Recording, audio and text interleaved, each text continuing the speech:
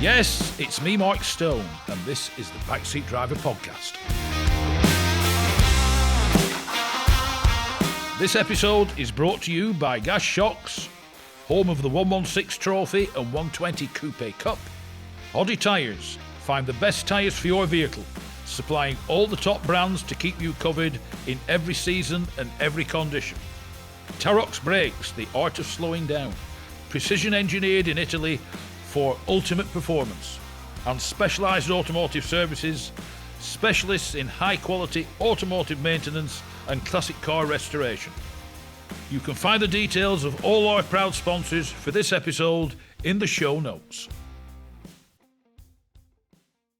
A sport imported from America has caught on in quite a big way here in England, and Craig Whittingham and his brother Daniel have achieved what apparently was unachievable by getting one of the major tractor pulling competitions to take place here in Scorton, near Preston, Lancashire. So to start with, Craig, welcome to the Backseat Driver.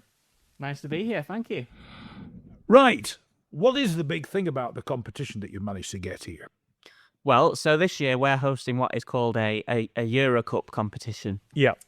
Which is basically organised by the European Tractor Pulling Committee, who have all sorts of member countries such as the Netherlands, France, Belgium, Denmark, etc. And it's effectively a point series. Yeah. So we've managed to secure 2 Euro Cup classes this year, which, considering this is only our fourth event, that's fairly going from 0 to 60 pretty quickly, really. So yeah, we're over the moon that the ETPC have actually awarded us that privilege this year. Yeah. What did you have to go through to get it? Well, I mean, we've had, obviously, as I say, we've been doing this for 2 or 3 years now. We've had 3 events before this, and the will have been picked. So just putting that conclusion to prove yourself. Yeah. Effectively, we've had 3 years to prove that we can put on a good event. Yeah. We know what we're doing. We know what we're doing with events. We know what we're doing with tractor pulling, because we've been involved in tractor pulling for decades. Yeah. And the ETPC have seen the site, basically, that you've seen today. Yeah. Because it's a big place. I mean, where is it we are exactly? So we're just on the outskirts of a village called Scorton, which is just north of Garstang in Lancashire. And it's kind of bang in the middle of Preston, Lancaster, really. Yeah. So, but it's, I mean, the place itself, the farm, is, as you were saying before we went on air, it's like what you might call an events location. Apart from feeding sheep in the wintertime and mowing grass, etc., it's devoted to events, is this place, isn't it? Yeah, it is. Well, it's a purpose-built show field. We've been having events on here now for 20 years. And just over those 20 years, we've just constantly been building the infrastructure that we've got here. So we've got the hard roads and mains electric and the lighting and the electricity and the toilets. Yeah. It is perfectly set up for the job, really. So, how does it work, tractor pulling? Tractor pulling is often called the world's most powerful motorsport. Yeah. Because outside we have your personal tractor, which has, currently it's down on power. It's only got 3 Chevy V8s. It used to have 5 of them. Yeah, it's got 3 V8 Chevy engines on at the minute. The tractor that we own, which is called Aftermath Unleashed, which is a follow-on from the original Aftermath tractor, which is also in the shed that you can see. And effectively, we pull in what's called the light modified class, which is 2.5 ton weight of the tractor. That's why we have 3 engines on and not 5. But you can explain what tractor pulling is. Effectively, you've got your tractor, which you've seen today. Yeah, doesn't look much like your typical farm tractor. Some of them do, but we pull in what's called the modified class, so you can effectively throw out the rule book in a sense. Because just putting in, I mean, normal, ordinary, everyday farm tractors can take part in this, can't they? There are farm tractor classes, yes, and then you do start from the kind of the lesser horsepower. You might have what's called the super farm class, where they look by and large like a farm tractor, and then you kind of build yourself up to the modified classes. Yeah. And so your average great big huge John Deere compared to the big boys isn't a big boy. Not necessarily a big boy, no. So, I mean, you asked how tractor pulling works. Yeah. So, effectively, you've got your tractor, and you've got a tractor pulling track, effectively, which is fundamentally made from clay. It's a 100-metre track, and the name of the game is the tractor hooks up to a sledge, which sits behind it, and it's what is known as a weight transfer sledge. So it sets off down the 100-metre track, and the further the tractor gets down the track, the heavier the sledge gets, because the weights on the sledge start to move forwards. So it's harder and harder to pull the further you go. Just very quickly, how does that weight move? Well, you're asking a very good question that I do not know the answer to. Daniel would probably be able to tell you when he joins us. Yeah. But it's the sledge that we've actually got 2 sledges coming this year. One's a British sledge, which is relatively new, and it's a great thing to have in this country because 5 years ago or more, there wasn't a sledge in this country. So it's great that we've now got one, and we also have a sledge coming from Belgium. Yeah. Which will pull some of the classes as well. So the aim of the game, as I say, is if you get 100 meters down the track, that's what's called a full pull. Yeah. And you can probably hear in the background they're actually frapping the engine up today as well. Yeah. On the tractor. The aim of the game is to get a full pull, and every tractor that gets a full pull will then be in the pull off. Yeah. And basically in the pull off, they all compete against each other. The sledge is probably set heavier for the pull off. Right. So it makes it harder again. And then the man who gets the furthest wins. Right. So this weight on the sled, does it alter dependent on what tractor's pulling it? They alter the setting of the sledge depending on what class they are pulling. Right.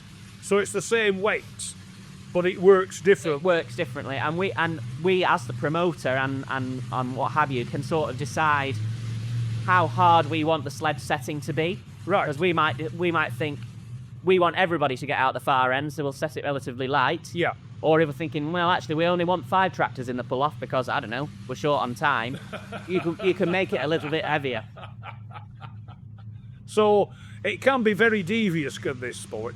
I wouldn't call it devious, but obviously it's a fair competition because every tractor in the class is pulling on the same sled set. Yeah. You were saying there's only... I conclude, does this sled move around the country? Yes, so it does other events in the country. So in terms of other British Tractor Pulling Association events, it will pull at Great Eccleston, which is down the road near Blackpool. They have 2 events a year. And there's also 2 events up in Scotland, which are organised by the Scottish Tractor Pullers Club. And they're actually the guys that have built that sled, are the Scottish Tractor Pullers. Yeah. So where do you think you will attract competitors from? Because you were saying it's besides America, it's a major European sport, but not overly big in England. It's not overly big in England in that there might only be 5 or 6 official British tractor pulls a year. Yeah. There are other non-official ones. So we have a full British points round, so we'll have all the classes in England will be coming here to pull. Yeah. And Scotland. But because we've got this Euro Cup series, we've got 2 classes. So we've got the light modified, which is a class that we pull in with Aftermath Unleashed. Yeah. I can hear myself think now. We've got the light modified class that we pull in. So there will be a dozen tractors in that class coming from Belgium, Denmark, Germany, but a lot from the Netherlands as well, because the sport's huge in Holland. All right. It's really big in Holland. And we also have the pro stock class. And again, similar countries, really. Germany, Belgium, Denmark, and Holland really are where the European competitors will be coming from. Right. So we were talking about the tractors. It's a bit like yours with 3 engines, although it used to have 5. How does it work? What sort of power do these different tractors have? Can you take me through the categories and the classes? I can tell you what the classes are but in terms of power, again, probably not the right person to ask. But we even have we have mini and garden tractor pulling on. Oh, as well, Pia. So you could be. Is that a part of this event? It's part of this event as well. So you start from your entry level classes which is run by an organisation called the Power Pulling Association. Yeah. Just do they pull the big sled? No, they have their own sledge. Right. So they don't pull the big sledge. They have their own sledge because some of them are in effect souped up lawnmowers. Yeah. I was just thinking then, some of these tiny lawnmower tractors won't even actually be able to make it move. Exactly, but it's a great thing as an entry level for young people, so kids are involved in it. it's a great way to get into the sport and then kind of move up to your bigger British classes. Yeah. So in terms of what the British classes are, we've got your super farm that I mentioned, which look a lot like farm tractors. You've then got a very popular class in this country is called Limited Pro Stock, which is a sort of smaller version of your Pro Stocks. We then got So what do these have? What like powers these? Because I know the one thing I've always known about tractor pulling is the famous Chevy V8 is a bit of a must-have. I've also been told at one point in time people used to fit Rolls-Royce Merlins out of Spitfires to them. So I mean, some are powered by diesel. All right. So your super farm is diesel fuel only, single turbo. It's an introductory class, so that could be pulling, and it could be anywhere typically between 500 and 800 horsepower, probably is your super farm as your introductory class. As I was talking about the Limited Pro Stock, they're diesel single turbo. They might have a weight of, say, 3,500 kilo. Yeah. And they could be pulling around 1,500 horsepower. Yeah. You've then got your bigger Pro Stock classes, which could be up to 3,000 horsepower, diesel only, single turbo, unlimited RPM. Yeah. And then you move on to, you've got your Limited Super Stock, which is methanol only. Yeah. And they could be pulling 2,500 to 3,000 horsepower. Moving on to your bigger Super Stock. You were Stock. saying that yours does 2,000 horsepower an engine. An engine, yeah. Yeah. Yeah. So we're obviously pulling with 6,000 horsepower with three engines on. Then you've got your bigger super stock, which could be pulling up to 4,000 to 5,000, and then you kind of move on to your light modified, mostly twin engine. They can be, I think, methanol fuel or diesel. I think largely methanol. Your light modified 2.5 ton generally is what they weigh, because they have to go and be weighed. All right. So we have a weigh bridge. Yeah. They have to go and be weighed to make sure they're not overweight. Yeah. So the tractor man might want to diet before he gets on his tractor at a competition. You've got your light modified that then moves up to the 3.5 ton modified. Finally, you've got your and they could be about 7,000 or 8,000 horsepower. Yeah. So that's a quick whistle stop run through of what classes there are. Yeah. The super sport. Yeah, I did mention super sport. Did I mention super sport? Again, that's a diesel class. Yeah. The tractors, apart from the conventional farming type tractors, I conclude they're all custom built to these things, aren't they? Yeah. I mean, they are more or less, yeah. So, besides the engine, I mean, what sort of transmissions do they have? Because I conclude, given it's only 100-metre track and everything else, you won't be wanting to change gears. So I conclude there will be are they automatics? No, there's a gear stick, and they basically have two gears, they're forward and reverse. All right. And you steer it with your brakes, because generally your front tyres, which are quite small, they'll generally be up in the air. Right. If you're having a good pull.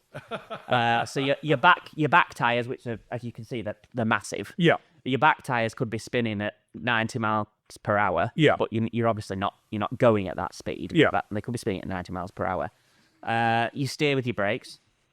Right. Because obviously... Because I noticed on your tractor it actually has a steering wheel. It does. Because obviously it gets towed into the... It can go forward and backwards. So you can drive it, for want of a better word.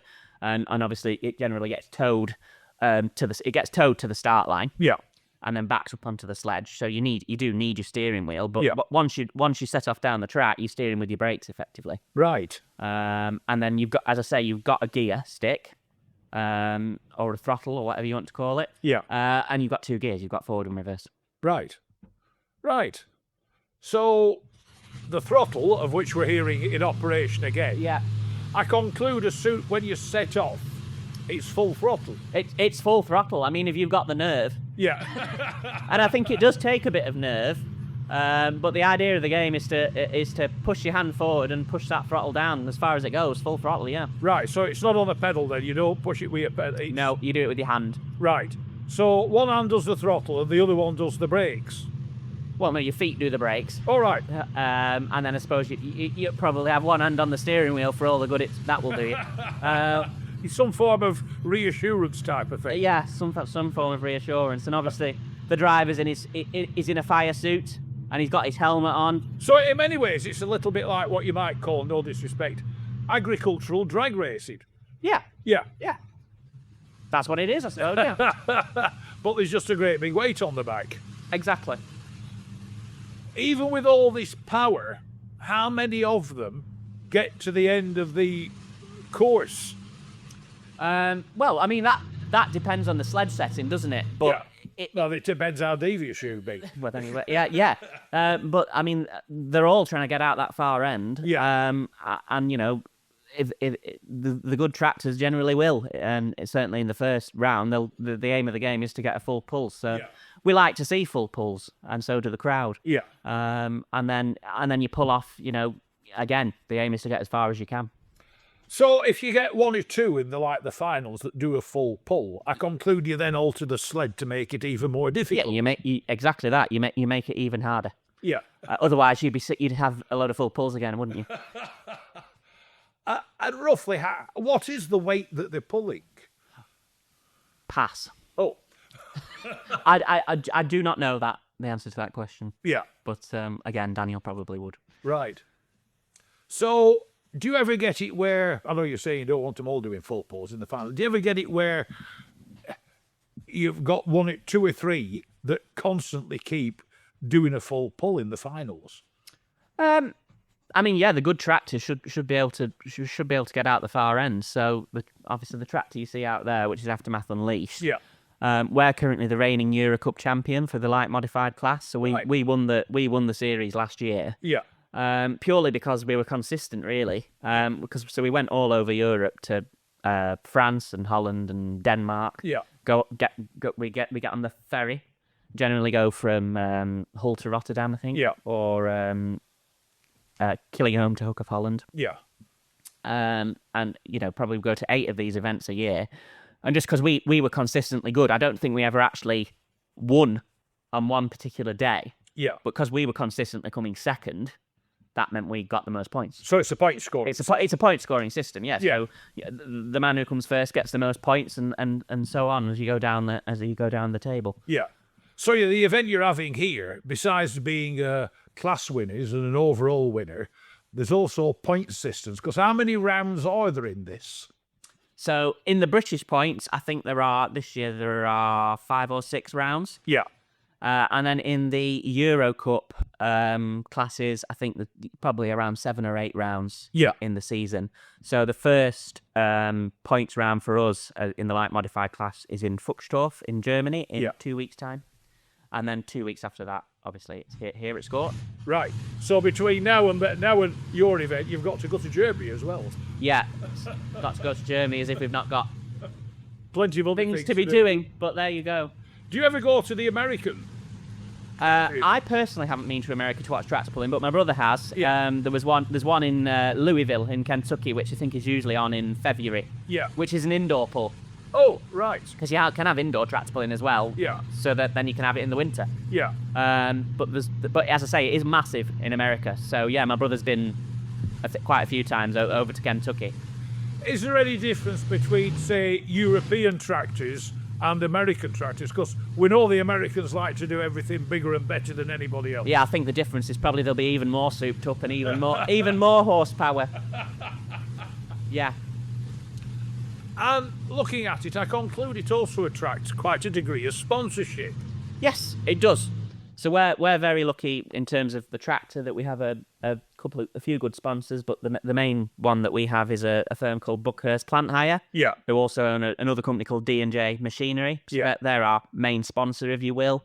And then in terms of the event itself, we're really fortunate as well because we get quite a lot of sponsorship from, for example, there's a company called Agricultural Machinery Business in Cheshire called John Bounds Limited, who is a Valtra dealership, and this year is they very kindly sponsor us, but they also supply the tractors for the track that need to do the track preparation work, so the grading and the rolling, and what have you. There's probably too many sponsors to name off the top of my head, but there's another really good one. Don't say name as many as you want. Another really good sponsor of ours is called AdBlast Contracts, and they have a few businesses, but one of them is Preston Painters, so they paint wagons. All right. Because as a part of our event here as well, we have a truck show. Yeah. So we have probably about 180 trucks come and exhibit over the weekend. And again, they're all entering in different classes to try and see who's the best truck in show type. Yeah. So, I mean, we are primarily a tractable, but we're a truck show as well. And we have, we have a fairground and a beer tent and music on the Saturday night. So it's really quite a weekend. Yeah. Because, it's like a big family day out in many ways, isn't it? It is a big family day out, yeah. So, I mean, we do have a lot of people come in with their families and they'll camp for the weekend. And people bring the kids because the kids love it as well. Yeah. So, yeah. So, what time does it all start and finish? So, we run over 2 days. Yeah. So, on the Saturday, I think the gates open at 12 o'clock. And the pulling will probably start this year about 1:30, 2 o'clock, something like that. And as I say, we'll start with your mini and your garden pullers. Yeah. Just to get the job going. And then we pull till we pull till dusk, really. So till it's just going dark, which is great for some of these modified classes. So we probably pull about till 10. Yeah. And then the next day, gates open at 10, and we probably pull between 12 and 6. Right. And we're now joined by Daniel, who was the man responsible for making all the noise just then. You look very happy sat on that tractor. Yeah, well suited on there. Is it running right? Yeah, no, it's running good, yeah. Yeah, checked all the timing, it's doing what it should do. Because you were saying, your brother was saying, it doesn't run for quite a few months, does it? It's the first time it's run since September. Yeah. Any reason why it's been idle? Just because that's the end of the season. Right. So we've had it all in bits. We've had all engines stripped down, cranks out, cranks balanced. Rebuilt all engines with 3 new superchargers on there. So we're just tested. That was first. Yeah, like I said, that's the first time it's run since we've got all on changes. So yeah, being Chevys, I conclude there's a regular supply of American parts, parts and engines trundling over from America. Yeah, everything. Well, 90% of what's on there is come from the States. Yeah.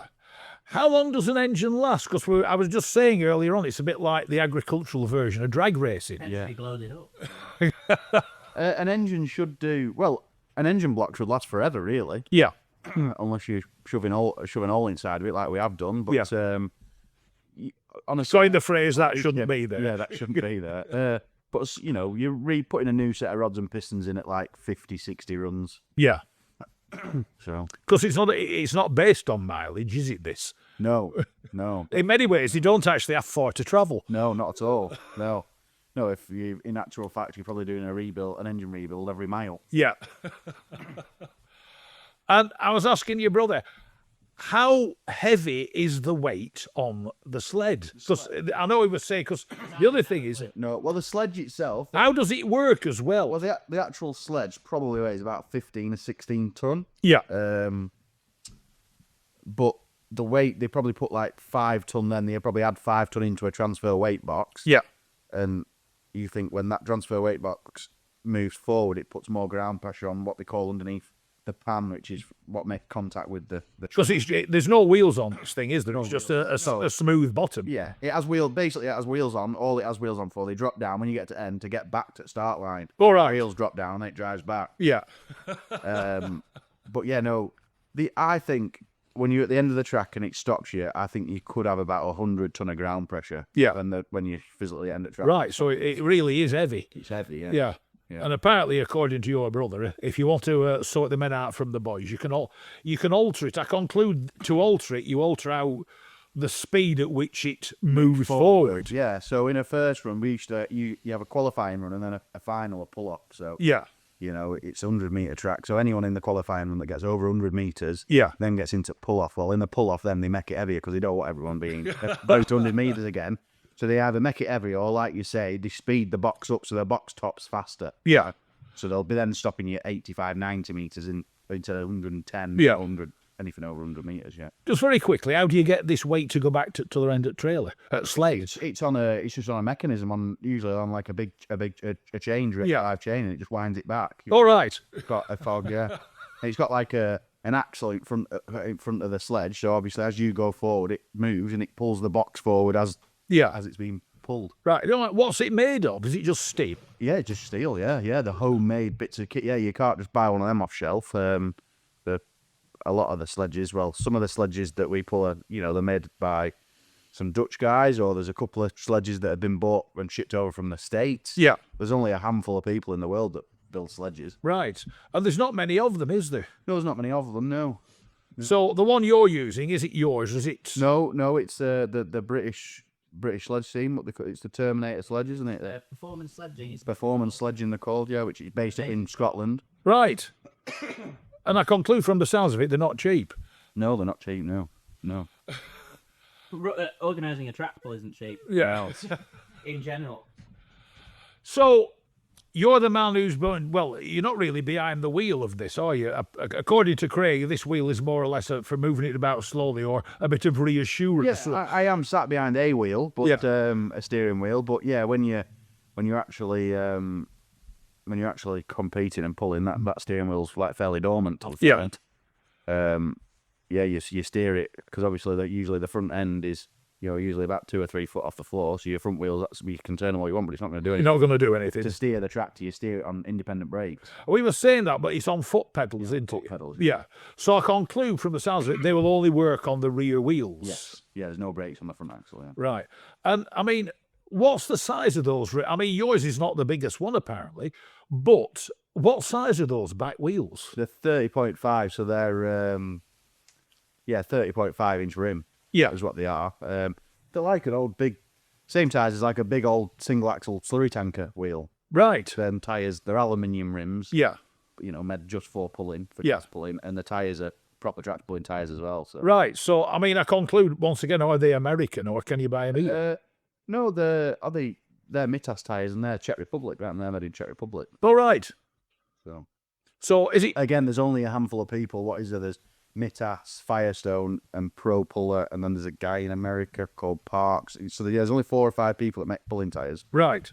So, without prying too much, I conclude it is not a cheap sport, isn't this? No, definitely not at all, no.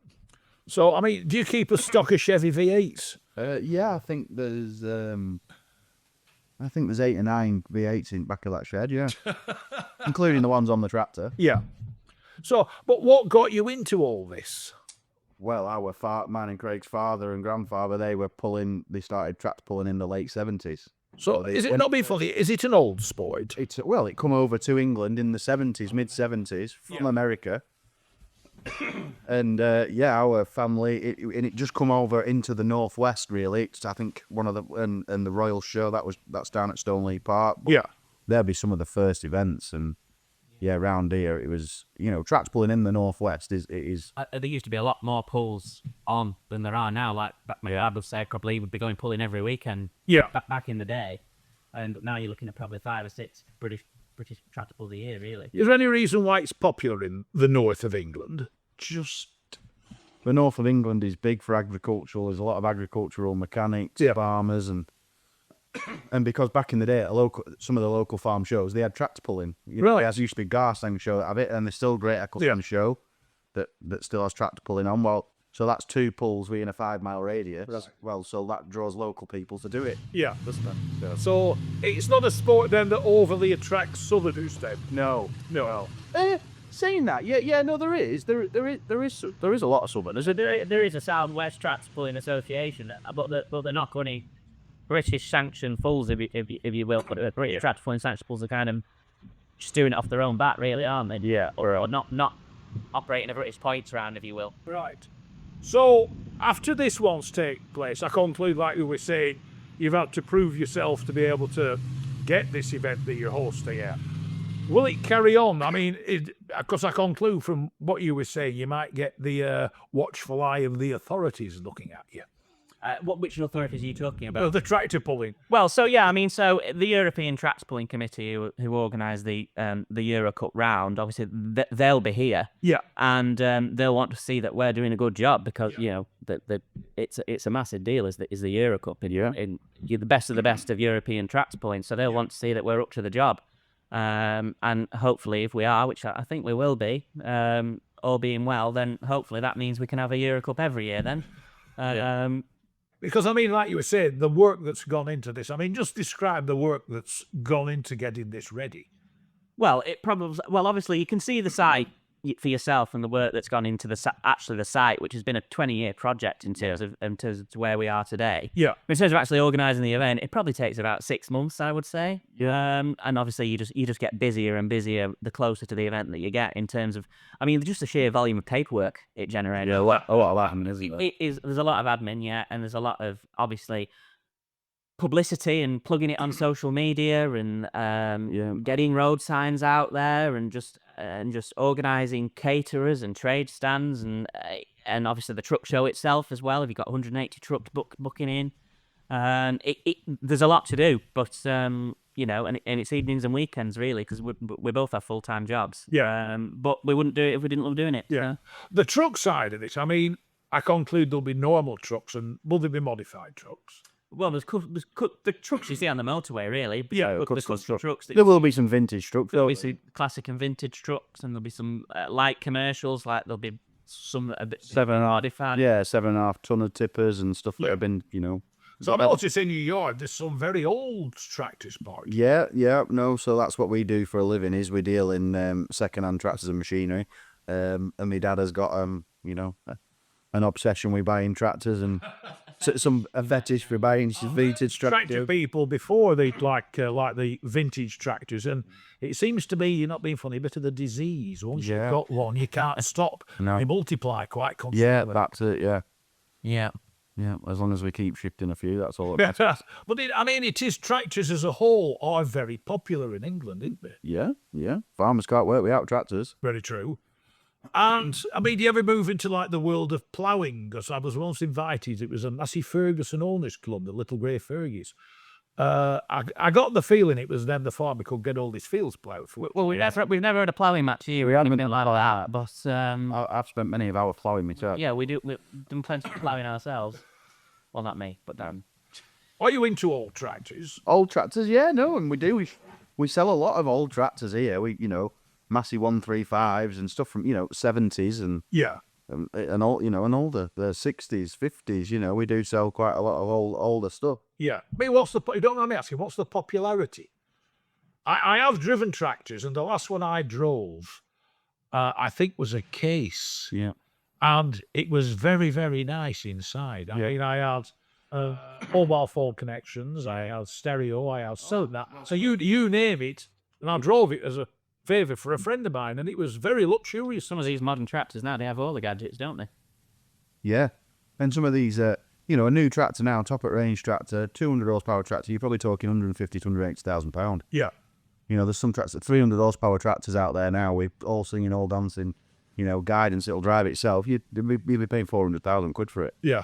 But of course that pales into insignificance compared to these pulley tractors, don't it?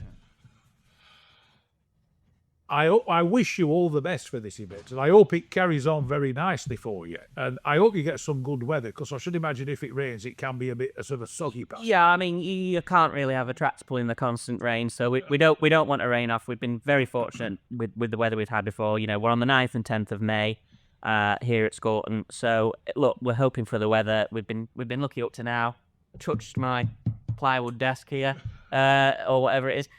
Hopefully we'll be all right. But we're hoping to get the crowds. We've seen a lot of uptake on social media and stuff now, and people are buying tickets, and they're really looking forward to coming. Plenty of people make a weekend of it. So we have weekend camping options available, corporate hospitality options available if you want to really make a day of it and do it the right way and get in that VIP marquee. There's somewhere for everybody to park, because we are in the countryside. So we're literally over the road. We have a 20-acre field next to the river there where there's free car parking. So there's no shortage of car parking room, and it's free to park. You just pay to get your ticket when you come in. How much is it to get it? So it's £24 per adult to get in, or if you buy a ticket online, it's £22. For children 10 to 16, I think it's £15 on the day and £13 online, and under 10s are free. Right. It's £90 to camp for the weekend. Yeah. If you want to come and do that, and then I think £90 for corporate hospitality as well. So if you want to come and do it the posh way and have a seat and a bit of comfort and bit of carpet private bar, bit of carpet under your feet, maybe somebody nice to give you a welcome drink when you get there. And if you I tried this, if you type into Google tractor pull Scorton, you get it's all over Google. Is this? Yeah, well, I mean, we're really we're really trying to flood social media as much as we can. So we're on Facebook, we're on Instagram and TikTok now. We're not hard to find. Like you say, if you Google Scorton Tractable, you'll find us. But our website's uktractable.co.uk. We're on Facebook, we're on Instagram. We're not bad to find, and we've got quite a lot of road signs in the local area as well. So, I mean, I'd be surprised if there's, you know, we're not hard to find out about. Craig and Daniel Whittingham, can I wish you all the best for the event? I hope it continues, and thanks very much for sparing me what is a definite shortage of time for you guys. But once again, thanks very much. No problem, thank you.